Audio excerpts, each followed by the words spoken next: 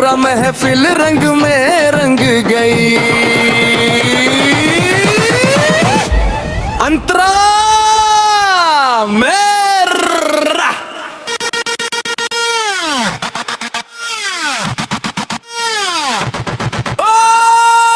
सज सज के जब तू सामने आईली, देखत देखत सबके नजर ठहर गईल।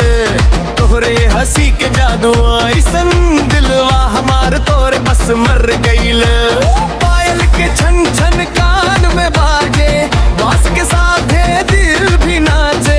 रंग बिरंगे लर चमक के हर कोई तोरे और ही ताके।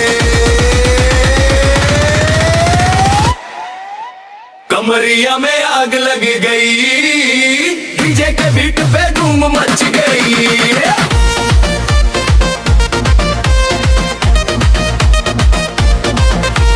कमरिया में आग लग गई, डीजे के बीट पे धूम मच गई।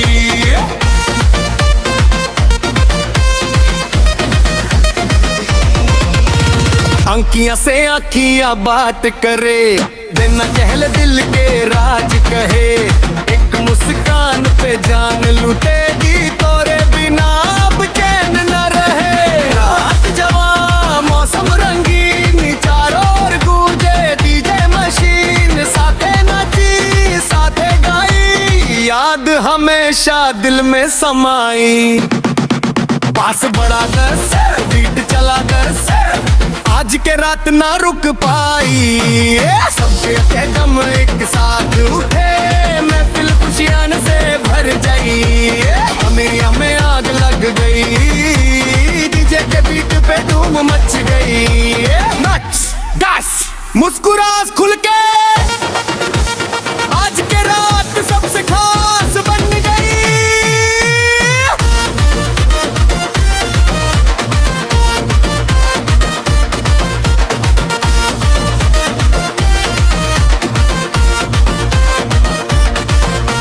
महफिल में नई बहार समाई,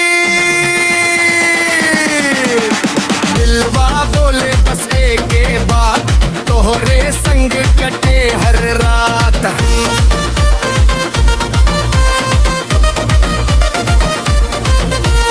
कोरस में आग लग गई, डीजे के बीट पे धूम मच गई। हाथ उठा बस झूम संग संग, आज की रात याद बन गई।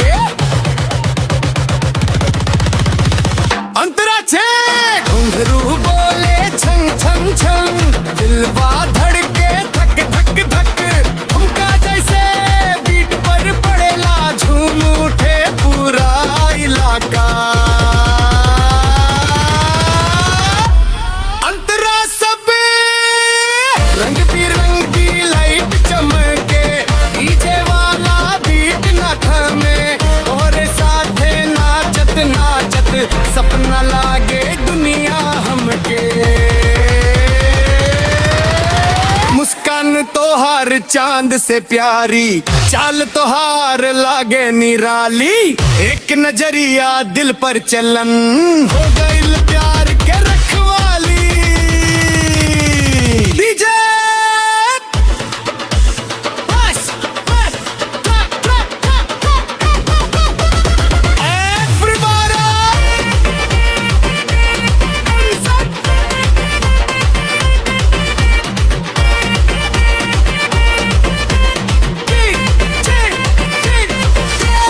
आज के रात सिर्फ डांस, फाइनल हुक। दुनिया में आग लग गई, के दिल पे धूम मच गई। दिलवा झूमे मनवा गावे, रात खुशी में डूब गई।